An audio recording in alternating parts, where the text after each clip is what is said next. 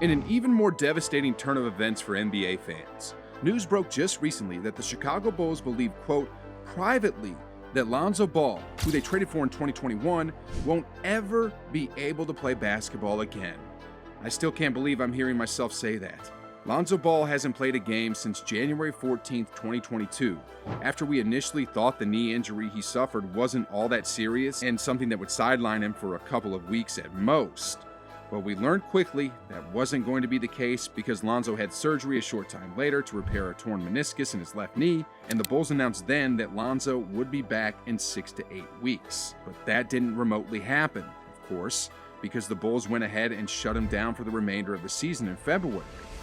After missing the rest of the season and then continuing to have pain and discomfort in the knee over the summer, Lonzo had a second surgery in September, just before the start of the 2023 season, when there was a bit of hope in Chicago's organization that Lonzo might be ready to play around mid-season. But instead of hearing about a potential Lonzo return, reports fled the internet around mid-March saying that Lonzo would go through a third surgery within 1 calendar year. And in an even bigger gut punch for us fans and Lonzo, it's not being reported that he's going to miss the entirety of the 2024 season. Lonzo reflected on his knee injury before the start of the 2023 season, saying, "There was a point where we would warm up and stuff, and I would go through certain days and it would be fine. Then, whenever I got to real basketball activities, I just couldn't do it. Unfortunately, this is what's at hand and has to be dealt with. We feel like surgery again is the best option." The entire situation going on is hard to digest for Bulls fans, obviously, but even fans of the game. Lonzo was just 24 years old when he went down with this injury. It's cost him an entire season and a half, and according to things we've been hearing, his future in the NBA is as uncertain as something can be. Lonzo was a teenager entering the NBA with big expectations, being the second overall pick to the Lakers in the 2017 NBA draft. There were big names out there saying that Lonzo's jersey would one day hang in the rafters.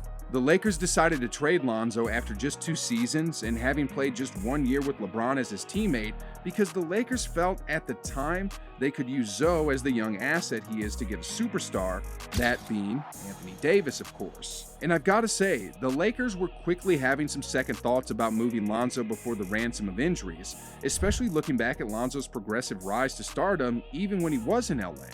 In Lonzo's last year in Hollywood, he and LeBron became just the 8th pair of teammates ever to have a triple-double in the same game. Sure, LeBron and Lonzo didn't appear as the best of fits, but it was slowly but surely working. It's worth mentioning just how valuable a player Lonzo has been since day one in the NBA. The Bulls last season were 27-13 with Lonzo Ball in the lineup and were barely a 500 team without him. In his last season in LA, the Lakers were 7th in the NBA in overall defense and 10th in steals. But once Lonzo went down with an injury against the Rockets in January of that same season, the Lakers went from 7th in overall defensive efficiency to last. While you couldn't argue that Lonzo Ball early in his career wasn't a good shooter, he was always solid everywhere else. And fast forward to today, the dude's a knockdown shooter now on top of his already versatile game. Not only Lonzo worked tirelessly on his shot and making his shot look a lot prettier in the process, his percentages have really gone up over the years, from a hardly 30% from 3 in his rookie season to over 42% in 2022. And about what I was saying about Lonzo's second-to-none versatility, he was top 3 in steals, top 10 in three-pointers made, and top 2 for blocks among point guards and shooting guards. Once it was announced that Lonzo would undergo a third procedure on his knee, he actually came out and said, "My main focus has been returning to the court and getting to a place where I can rejoin my teammates. This has been a frustrating process, but I'm confident these next steps are the best path forward. The support of my family, friends, fans, and medical staff throughout my recovery is what keeps me moving forward. I can't wait to get back to what I love doing most, playing basketball." We are obviously cheering for Lonzo to get back on the court as soon as possible, but that's the silver lining to this all. We know he's ultra talented, young, and was getting better and better by the dribble. But his health is, and always has been, a huge concern. It was even cause of concern for Lonzo dating back to his high school days, and a trend that has shaped his NBA career. Lonzo has only played 252 out of a possible 463 games in his 6 years in the NBA. It's always been something. In fact, Lonzo has been dinged with a total of 16 different injuries that have caused him to miss at least 3 games so far in his playing career. But the even story that is quickly catching the eyes and ears of fans is the Big Baller Brand shoes and how much they've played a role in Lonzo's constant injuries. Big Baller Brand was something LeVar Ball, Lonzo's dad, was swearing by at the time Lonzo was entering the NBA, and even in his first 2 or 3 years in the league. He went as far as saying Big Baller Brand would be on par with a global powerhouse like Nike.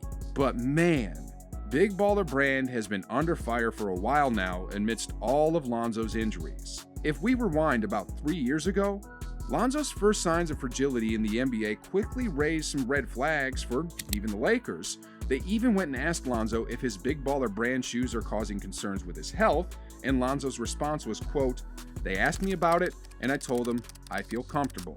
If I wasn't comfortable, I wouldn't play in them.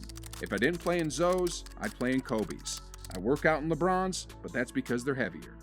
But Lonzo had a completely different take on these shoes when he talked about them later on.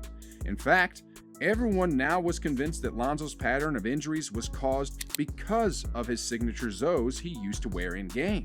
Lonzo said on the Lighthearted podcast with Josh Hart, "Them ZO2s I was playing in, they was not ready. No one knows this, but Demo had a backpack and he had extra like 4 pairs of shoes in there because I had to switch them every quarter because they would just rip." You don't need to be an expert in English to figure out that what Lonzo said was just flat out bad.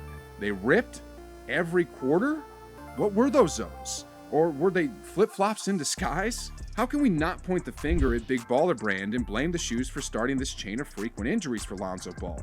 It's something that's going to be looked at more and more closely, especially if Lonzo does, in fact, not play ever again in the NBA. What remains ahead in Lonzo's career remains to be seen. Whether he ever plays another dribble of NBA basketball, we honestly don't know and can't make any assumptions right now. Other than if we just want to bank on those reports saying that there's a possibility Lonzo actually might not play again. I wouldn't even know what to make of all this if Lonzo's forced to retire much sooner than expected.